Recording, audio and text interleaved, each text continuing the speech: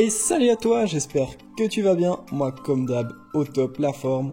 Alors aujourd'hui, comme tu peux le voir, on repart sur une de mes colonies préférées, mes Odontomachus haematodus. Donc c'est une de mes seules fourmis guyanaises, donc elle a fait un joli petit trajet déjà pour venir jusqu'à chez moi.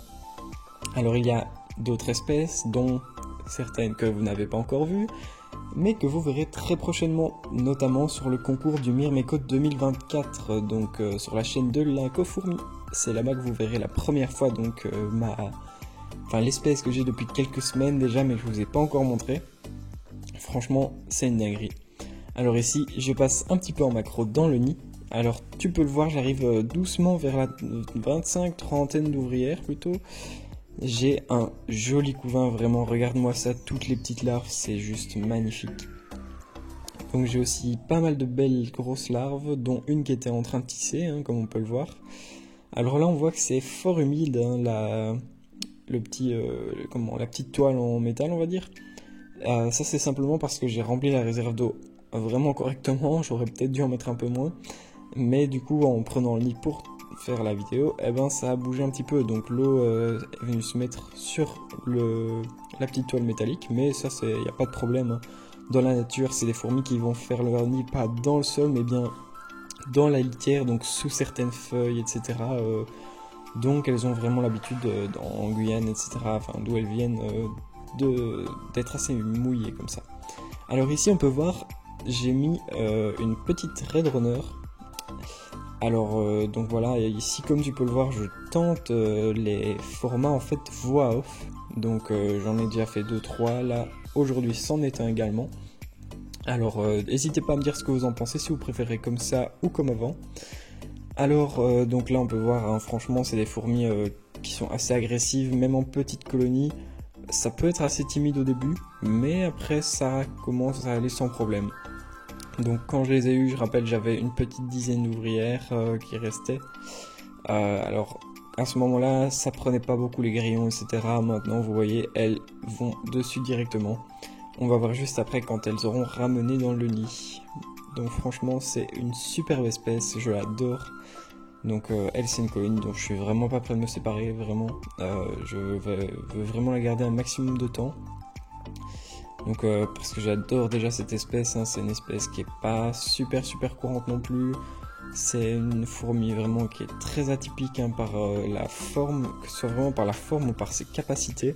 Donc je rappelle pour ceux qui ne connaissent pas, donc les Odontomachus, on les appelle aussi les trap-jaw ants, donc les fourmis mâchoire piège, tout simplement parce qu'elles ont la capacité d'ouvrir leur mandibule à 180 degrés, comme on peut le voir juste là-bas, voilà, juste au milieu de l'image. Il y en a une qui a les mandibules à 180 degrés, ici à droite aussi. Et en fait, au bout de ces petites mandibules, il y a des poils sensoriels, donc qui sont assez longs quand même. Et dès que quelque chose va effleurer ces poils, en fait, elles vont reclaquer leur mandibule, on va dire. Et ça peut aller à des vitesses hallucinantes de 260 km/h. Donc franchement, c'est énorme. Donc ça peut vraiment être très rapide. C'est d'ailleurs un des mouvements les plus rapides du règne animal, si ce n'est pas le mouvement le plus rapide. Alors ici on peut voir donc elles ont ramené la blatte dans le nid. Donc là toutes les ouvrières se déchaînent dessus, elles vont la tirer un petit peu pour l'amener près des larves.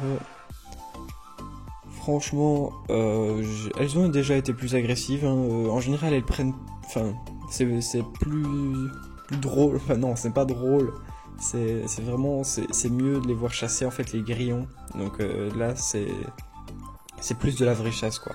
Là, la blatte, j'avais déjà à moitié tué, on va dire, avant de la donner. Alors que les grillons, là, je donne des T2 et des T3 directement vivants. Et là, elle les attrape, elle les pique et voilà, c'est bon. Tout est fait. Alors, on peut le voir, j'ai une très belle ponte. Et là, il manque encore un tiers de la ponte. Donc, on va voir après l'ouvrière qui les ramènera. Donc franchement, j'ai une reine qui carbone, qui charbure pas mal, franchement c'est assez cool. Donc pour rappel, la colonie me venait de chez La Fourmi Sauvage, donc il possède aussi une belle grosse colonie dans un terrarium, donc coucou à toi si tu regardes la vidéo. Franchement, ça doit être un pur régal, même si ça doit manger pas mal. Franchement, je m'attends à ce que ce soit très gourmand ces fourmis. parce que niveau insectes, ça disparaît très rapidement quand même. Hein. Donc là, vous pouvez voir, j'ai mis une blatte, elles l'ont rentré directement. Je leur en avais mis 3 il y a 2 jours. Et il n'y a plus rien. Voilà. Donc franchement, ouais, ça va assez vite pour les manger. Donc là, on peut voir l'autre ouvrière qui était avec une grosse boule d'œufs, on va dire. Donc elle avait pareil de la ponte. Donc là, on la voit qui ramène un petit peu des œufs. Et celle à droite, par contre, qui s'en va avec des œufs. Donc voilà, elles font souvent des petits jeux comme ça, on va dire, allez, il y en a une qui ramène, puis l'autre qui repart avec, puis ainsi de suite. C'est vraiment tout le temps comme ça. Alors, chez les Odontomachus, on peut voir que ça bouge tout le temps. Donc ça, c'est pas toutes les espèces. Par exemple, les Odontomachus astatus, ça va être plutôt des fourmis qui sont assez calmes. Alors que ici, vous voyez, c'est constamment comme ça. Hein.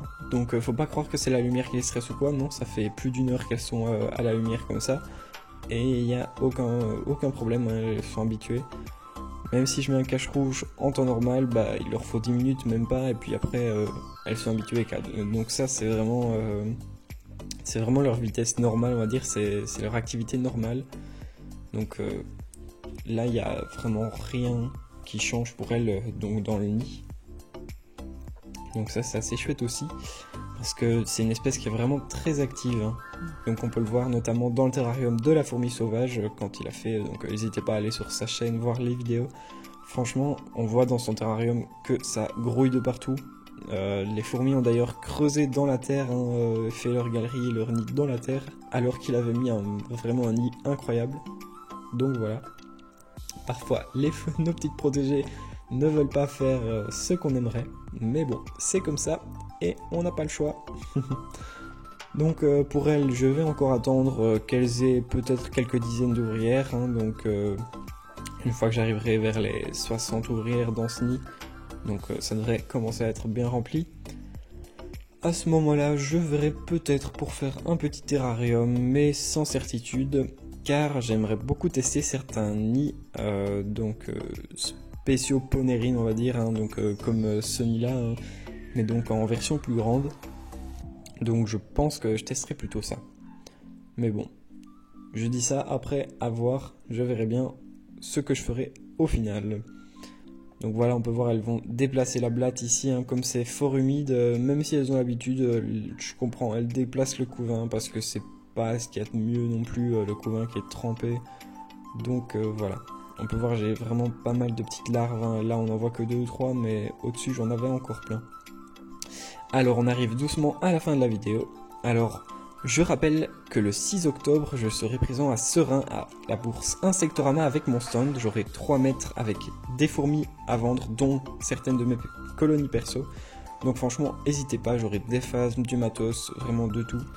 Donc n'hésitez pas à me dire si ça vous intéresse de passer et peut-être de réserver une espèce. Allez, sur ce je te dis merci d'avoir regardé la vidéo jusqu'au bout. On se retrouve très vite mercredi prochain et franchement ça va être un régal avec ma nouvelle espèce, vous verrez ça très vite. Allez, ciao ciao.